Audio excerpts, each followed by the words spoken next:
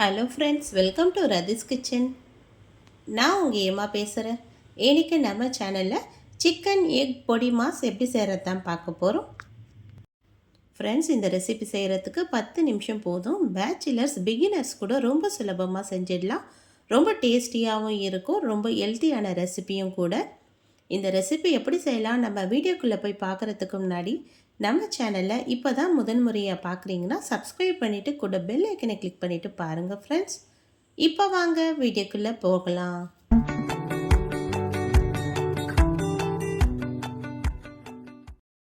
Friends, இந்த recipe செய்கிறதுக்காக இப்போ ஸ்டவ்வில் ஒரு நான்ஸ்டிக் கடாய் வச்சுருக்கேன். இந்த கடாய் கொஞ்சம் சூடாகி வரட்டும். கடாய் சூடானதுக்கு அப்புறமா இதில் 3 டேபிள் ஸ்பூன் அளவுக்கு எண்ணெய் சேர்த்துக்கலாம். எண்ணெயும் கொஞ்சம் சூடாகி வரட்டும். எண்ணெய் நல்லா சூடானதுக்கப்புறமா இதில் ஒரு 10 பல்லு போல் பூண்டு நான் தோலை சீவிட்டு சின்ன சின்னதாக கட் பண்ணிவிட்டு சேர்த்துக்கிறேன். இந்த பூண்டு சேர்த்துட்டு இதை ஸ்டவ் லோ ஃப்ளேமில் வச்சுட்டு இதை நல்லா வதக்கி விட்டுடணும். இது கூடவே 2 பச்சை மிளகாய் சின்ன சின்னதாக கட் பண்ணிவிட்டு இதையும் சேர்த்துக்கலாம். இந்த எண்ணெயிலேயே இந்த பூண்டு பச்சை மிளகாய் நல்லா பொரிஞ்சு அப்படியே சவந்து வரணும். இந்த ஸ்டவ் லோ ஃப்ளேம்லேயே வச்சுட்டே இதில் நம்ம மீடியம் சைஸ் வெங்காயம் 2 எடுத்து சேர்த்துக்கலாம்.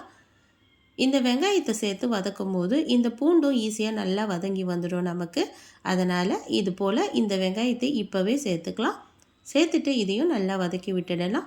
இந்த வெங்காயத்தோட பச்சை வாசனைலாம் போயிட்டு இது நல்லா பொன்னிறமாக சவந்து வரணும். இப்போ நல்லா இதை வதக்கி விட்டுடலாம். இது நல்லா அப்படியே கண்ணாடி பதமாக இருக்கிற வெங்காயம் நல்லா சவந்து கலர் மாதிரி வரணும். அந்த அளவுக்கு வதக்கி விட்டுடணும். இப்போ இது கூடவே கொஞ்சமாக கறிவேப்பிலையும் சேர்த்துக்கலாம். சேர்த்துட்டு இதையும் நல்லா வதக்கி விட்டுடலாம். இந்த வெங்காயத்தை இதை நல்லா வதக்கி விட்டால் தான் இதில் நமக்கு இந்த சிக்கன் பொடி மாசில் வெங்காயம் சேர்த்ததே தெரியாது. அந்த அளவுக்கு நல்லா டேஸ்ட்டாக இருக்கும். வெங்காயம் சரியாக வதங்காமல் நம்ம சிக்கன் சேர்த்துட்டோன்னா நமக்கு இதில் வெங்காயத்தோட பச்சை வாசனை வரும். இப்போ நல்லா ஒரு 2-3 நிமிஷம் ஆனதுக்கப்புறம் வெங்காயம் நல்லா பொன்னிறமாக சவந்து வந்துடுச்சுல. இந்த அளவுக்கு வந்ததுக்கப்புறமா இப்போ இது கூடவே நான் 1/4 கிலோ அளவுக்கு சிக்கனை நல்லா சின்ன சின்னதாக கட் பண்ணிவிட்டு க்ளீன் பண்ணி வச்சுருக்கேன். இந்த சிக்கனை எடுத்து இதில் சேர்த்துக்கலாம். எலும்பு இல்லாத சிக்கனை தான் பார்த்து நான் க்ளீன் பண்ணி இதில் நான் சேர்த்துருக்கேன். சிக்கன் சேர்த்துட்டு இதுக்கு தேவையான அளவுக்கு உப்பு சேர்த்துக்கலாம்.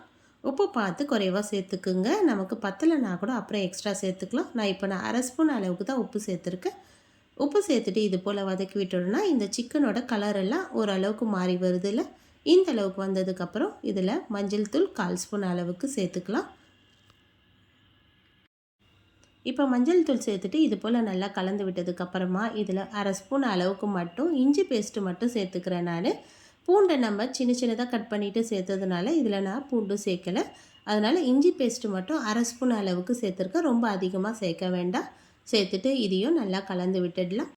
இப்போ நம்ம சேர்த்துருக்க இஞ்சியோட பச்சை வாசனைலாம் நல்லா போயிட்டு இந்த சிக்கனில் நல்லா ஈரப்பதம் வர ஆரம்பிக்குதுல. இந்த அளவுக்கு வந்ததுக்கப்புறமா இது 1/2 ஸ்பூன் அளவுக்கு தனி மிளகாய் தூள் சேர்த்துருக்கேன். நம்ம ஏற்கனவே பச்சை மிளகாய் காரத்துக்கு சேர்த்துருக்கோம். இருந்தாலும் இதில் ஒரு 1/2 ஸ்பூன் அளவுக்கு மட்டும் தனி மிளகாய் தூள் சேர்த்துருக்கேன். ஏன்னா சிக்கனில் காரம் இல்லைன்னா நமக்கு ஒரு மாதிரி ஸ்மெல் வரும். அதனால் காரம் இந்த அளவுக்கு சேர்த்தா தான் நமக்கு இந்த சிக்கன் செஞ்சதுக்கப்புறம் நல்லா டேஸ்டியாக நல்லா வாசனையாக இருக்கும். இது கூட ஒரு 1/4 ஸ்பூன் அளவுக்கு மட்டும் தனியா பவுடர் சேர்த்துட்டு இதையும் நல்லா கலந்து விட்டுடலாம். இப்போ இதெல்லாம் சேர்த்துட்டு நல்லா கலந்து விட்டதுக்கப்புறமா இதை நம்ம வேக வைக்கிறதுக்கு தண்ணி எதுவும் சேர்க்க போகிறதில்ல. சிக்கனில் நார்மலாக தண்ணி விடும் நமக்கு. அதனால் இதை ஒரு மூடி போட்டு அப்படியே மூடி விட்டுடலாம். இது நல்லா ஒரு 5 நிமிஷத்துக்கு அப்படியே மூடி போட்டு மூடிடலாம். இதில் நமக்கு அந்த சிக்கனில் இருக்கிற ஈரப்பதமே நல்லா வெந்து வந்துடும் இந்த சிக்கன். ஏன்னா சிக்கனை நம்ம சின்ன சின்னதாக கட் பண்ணி சேர்த்துருக்கிறதுனால இது ஈஸியாக வெந்து வந்துடும். இது நல்லா ஒரு 5 நிமிஷம் ஆனதுக்கப்புறம் ஓப்பன் பண்ணி பார்க்கலாம். இப்போ சிக்கன்லாம் நல்லா வெந்து வந்திருக்கு. இதில் ஈரப்பதமும் இன்னும் இருக்குல்ல.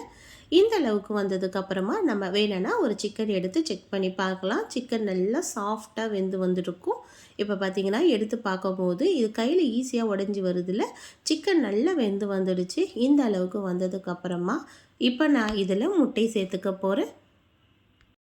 இப்போ இதில் 3 முட்டை எடுத்து இப்போ நான் இதில் சேர்த்துக்க போகிறேன். முட்டை உங்களுக்கு எத்தனை முட்டை தேவையோ அந்த அளவுக்கு நீங்கள் சேர்த்துக்குங்க. இதில் நான் 3 முட்டையை இது போல் உடைச்சிட்டு சேர்த்துக்கிறேன். முட்டை சேர்க்கும்போது ஸ்டவ் லோ ஃப்ளேமில் வச்சுட்டு சேர்க்கலாம். அப்போ தான் நமக்கு இது அடி பிடிக்காமல் இருக்கும். ஸ்டவ் லோ ஃப்ளேமில் இருக்கும்போது இது போல் முட்டையை நம்ம எத்தனை சேர்த்துக்கணுமோ அத்தனை முட்டையும் சேர்த்துக்குங்க. சேர்த்துட்டு இப்போ இதை நல்லா கலந்து விட்டுடணும். இந்த முட்டை வந்து இந்த சிக்கனோடு சேர்ந்து நல்லா கலந்து வரணும். அந்த அளவுக்கு நல்லா கலந்து விட்டுடலாம். இதை முட்டை சேர்த்துட்டு நல்லா கலந்து விடும்போது ஸ்டவ் ஹை ஃப்ளேமில் வச்சிடலாம். அப்போ தான் இந்த முட்டையில் இருக்கிற ஈரப்பதெல்லாம் நமக்கு குறைஞ்சி வரும். இந்த சிக்கனோடு சேர்ந்து நல்லா கலந்து வரும்.